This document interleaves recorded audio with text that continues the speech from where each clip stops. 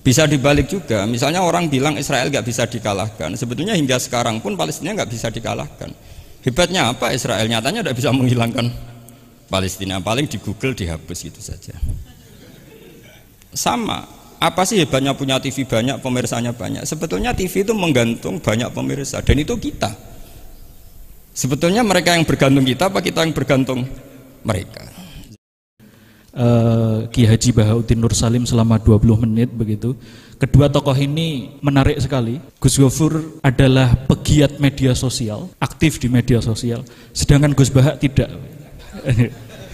Jadi kita tidak mendengar apa Facebooknya Gus Bahak, kita tidak pernah mendengar gitu. Apa Twitternya Gus Bahak itu kita tidak bisa mendengar. Jadi padahal masa ini menunggu Gus. Jadi barangkali dari seminar ini kita merekomendasikan Gus Bahak ini bisa aktif dalam media sosial begitu. Kita menggunakan media sosial karena ilmu Gus Bahak ini banyak ditunggu masyarakat. Jadi banyak yang meng-share. Tetapi video-videonya sudah banyak sekali bertebaran di media sosial di YouTube ini. Jadi barangkali kedua tokoh ini sangat menarik sekali. Meskipun Gus Bahak tidak menggunakan media sosial, tetapi sebagai pengamat media sosial barangkali. Atau mungkin kita bisa mendengarkan alasan beliau kenapa tidak menggunakan media sosial. Untuk itu kita langsung serahkan saja pada Dr. Kiai Haji Abdul Ghafur Maimun 20 menit, kemudian langsung Gus Bahak 20 menit. Monggo.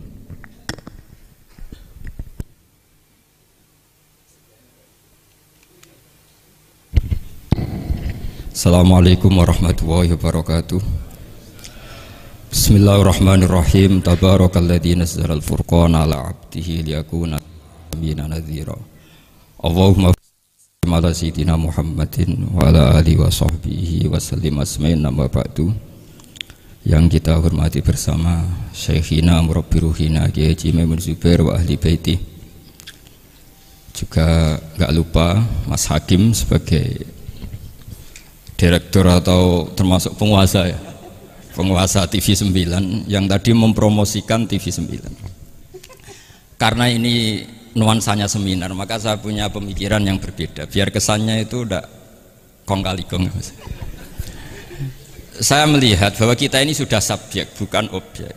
Karena setahu saya santri-santri itu misalnya ngapalkan alfiah capek, terus manfaatkan lihat sinetron. Jadi mereka itu alat untuk kita terhibur. Bukan kita diperalat sinetron, tapi kita memperalat sinetron. Misalnya tadi beliau cerita bapak-bapak jadi korban karena ibu-ibu melihat bapak-bapak yang ganteng pakai jas uangnya banyak. Sebetulnya ibu-ibu juga jadi korban karena nggak secantik yang di TV. jadi ini penting saya ketahui. Begitu juga melihat Real Madrid misalnya. Kita ini kalau ngidolakan pemain lokal, kan datangkan pelatih, ngelatih itu mahal, bikin stadion mahal, mendingan ngidolakan yang sudah jadi. Lagi-lagi mereka kita jadikan objek dari keinginan kita yang nggak mau repot-repot ya beli yang instan gitu. Jadi ini mungkin yang saya beda dengan beliau. Saya ini sering ketemu para dokter, para profesor di Jogja. Bahkan saya bikin komunitas grup diskusi kematian. Itu profesor-profesor yang mau mati itu sering diskusi sama saya. Kenapa ini penting? Karena mereka bilang gini, Pak Bahak, dunia ini pasti kita tinggalkan saja, perumusnya banyak. Masa kematian yang kita songsong nggak ada perumusnya gitu. Makanya kita bikin tim perumus kematian. Terus saya bilang, ini bedanya profesor sama intelektual. Kalau intelektual itu diskusikan yang profan, dunia itu profan, nanti habis. Kalau kematian itu abadi. Maka untuk orang jadi profesor, sarannya harus tahu tentang kematian. Dari provokasi ini banyak teman-teman diskusi kematian ini. Ini penting saya utarakan karena dunia apapun hebatnya seperti yang dipandang Mas Hakim bisa dibalik juga. Misalnya orang bilang Israel nggak bisa dikalahkan, sebetulnya hingga sekarang pun Palestina nggak bisa dikalahkan. Hebatnya apa Israel? Nyatanya tidak bisa menghilangkan Palestina, paling di Google dihapus gitu saja. Sama. Apa sih hebatnya punya TV banyak, pemirsanya banyak? Sebetulnya TV itu menggantung banyak pemirsa, dan itu kita. Sebetulnya mereka yang bergantung kita, apa kita yang bergantung mereka? Zaman ibu-ibu belum ada sinetron, mereka terhibur, ngerasani tonggo, petanan, macam-macam. Artinya punya cara untuk hiburan. Lalu TV-TV ini menjadikan mereka objek untuk jadi kaya. Ini gimana supaya kita jadi kaya, mereka jadi pemirsa, jadi apa, macam-macam. Jadilah kita objek. Tapi karena kita orang pinter, ibu-ibu pinter, sebenarnya TV mereka subjek juga ibu-ibu. Delok bojone ra ganteng ya delok yang di TV kan gitu. Jadi ini pembanding saja karena ini acaranya seminar, nanti eksekutornya yang penasehnya Gus Yofur, muharirnya ini nanti itu. Jadi menurut saya ini saya seperti pesan Gus Iid, kita sersan saja, serius tapi santai. Karena setahu saya sering diskusi sama Gus Yofur. Kemarin diskusi tentang waktu di Denmark di Eropa itu disamakan, dikonversi waktu yang ada Katulistiwa. Apa setiap negara punya aturannya sendiri? Karena Denmark itu ada masa tertentu yang siang itu sampai 3 bulan. Sampai sekarang saya sering diskusi sama beliau tentang itu, terus tentang Mina Jadi, tentang macam-macam lah. Setahu saya begini ya, pernah ada guyonan di beberapa ulama, pernah dipertanyakan, cengkeh itu kan wangi, sehingga kalau kue tar itu dikasih cengkeh. Oke, kita sepakat dalam konteks bikin kue tar itu cengkeh dikategorikan pewangi. Lalu kategorinya adalah pewangi. Pertanyaannya berarti kalau orang haji, ihram, merokok itu wajib bayar dam karena pakai pewangi. Itu hampir putus. Karena dikonsensus oleh ahli-ahli pakar kue itu termasuk kategori pewangi. Tapi ketika ada pembanding ini Mas, ini pentingnya pembanding. Lalu berarti orang Jumatan disunatkan rokok, kan harus pakai kesunatannya kan pakai pewangi gitu. Nyatanya tuntas juga. Enggak jadi, akhirnya keputusan itu udah jadi. Jadi kalau saya ditanya Gus Barok, cara ngelawan apa hegemoni Barat atau derasnya media massa, ya sudah kalau nggak punya kan nggak keserang. Makanya saya tidak punya gitu. Jadi orang susah ada gelombang pornografi kan karena lihat. Gus Barok mungkin lihat sehingga merasa ada gelombang pornografi. Lah saya kan tidak punya, makanya saya nggak serang.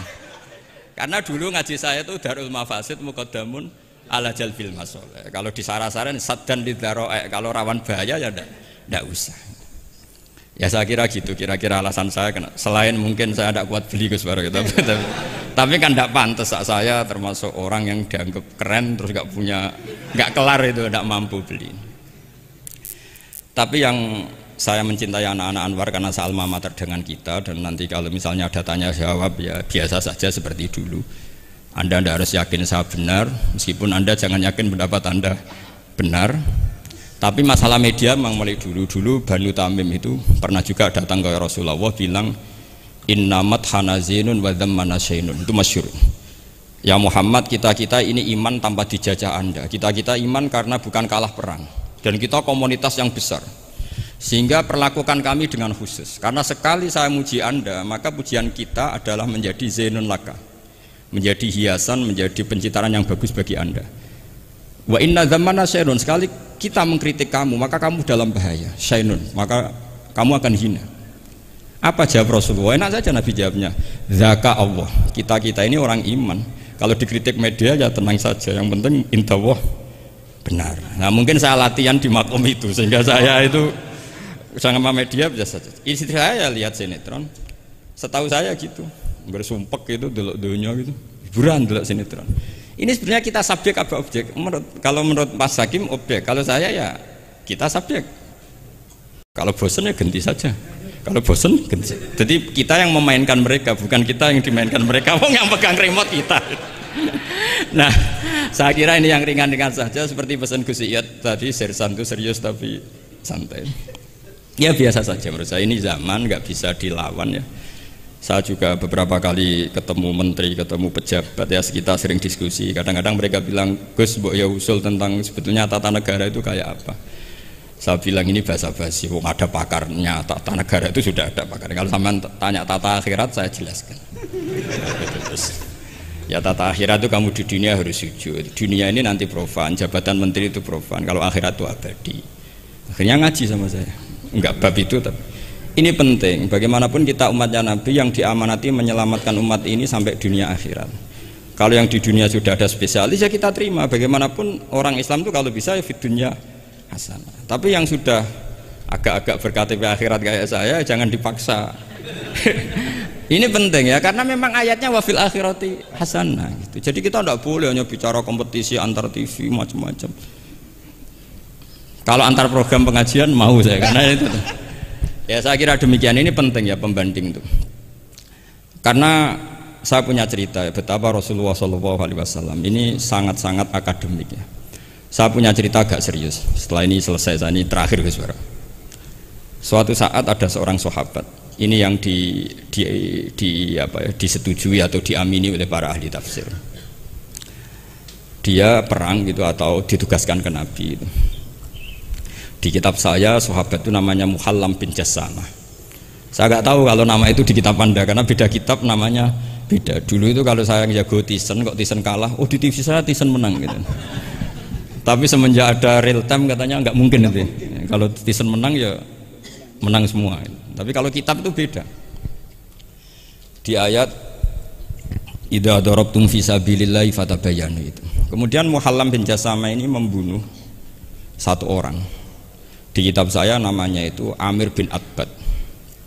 Setelah dibunuh, padahal orang ini setelah terdesak melafadzkan la ilaha illallah Muhammadur Rasulullah. Dalihnya ini kan tentang informasi juga ya, ini kaitannya masih informasi, saya bukan menyempal dari tema. Ditanya sama Rasulullah, kenapa kamu tetap bunuh padahal dia sudah melafadzkan la ilaha illallah? Kata dia, innama qalaha muta'awwidzan, dia melafadzkan itu karena muta'awwidzan saja, ingin berlindung dari serangan kita. Kata Nabi masih ya Nabi itu kan nggak mudah terpancing emosi.